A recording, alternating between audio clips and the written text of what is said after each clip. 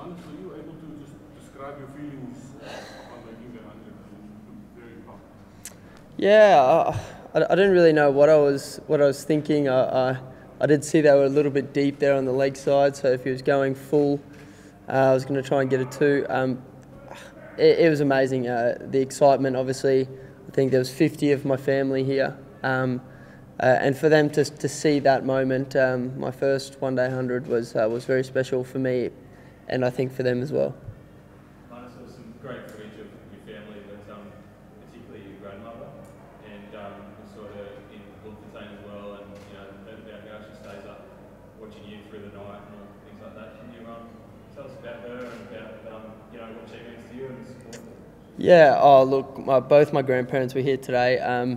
It's so special. I think, the love and support that I've gotten from them for a very long time now, since I've started playing cricket. When I first started for Queensland, and they're always interested and they always care, and it's really nice to sort of be able to perform in front of them, especially after I got a duck last game.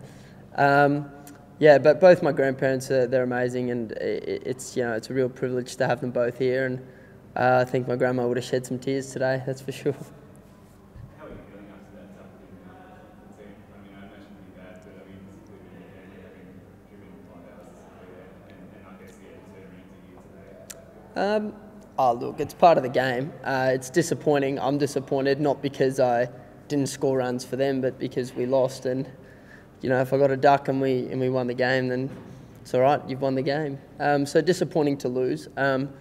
But for me to obviously be able to turn around today, obviously 250 was probably not enough on that wicket, and there's probably a few different things that I could have done, but it's disappointing to lose. I think it's always it's nice to score 100, but to lose the game is still very disappointing.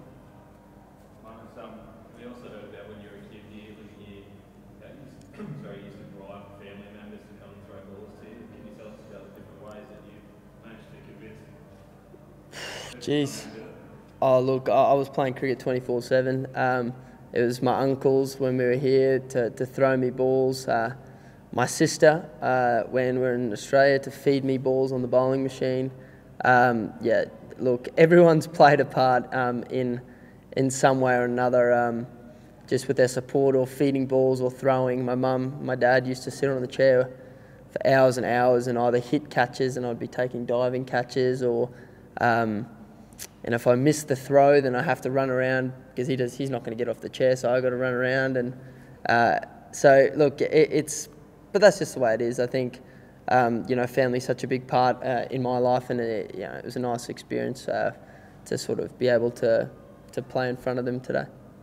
Can you just take us a little bit back? You were pretty apprehensive about playing in front of South African crowds, and contrast that with the kind of reception that you got today when you got your 50, you got your 100, and even when you were in the field at your innings. No, I wasn't nervous at all. I was kind of excited to play in, coming back to the place that I grew up in. It was always an exciting experience. But it was nice to hear the cheering and the excitement when you do reach those milestones. You never know how that's sort of gonna end up. If the crowd love you or hate you. But maybe it was a bit of both, a bit of love hate. But yeah, look, it's exciting to sort of be able to play in front of them, and maybe next year we're back here, I think, for the Test matches. So. No. But it was very special.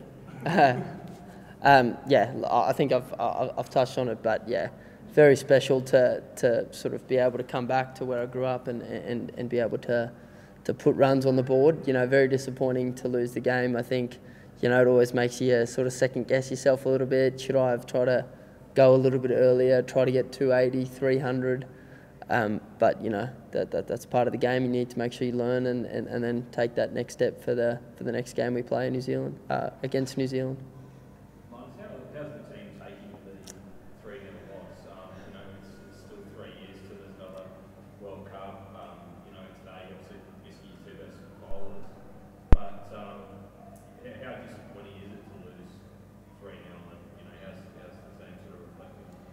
Oh, look, we're very disappointed. You know, we came here to win both the T20 and the one-day series, and to walk away, you know, obviously winning the T20s but losing 3-0 is very disappointing.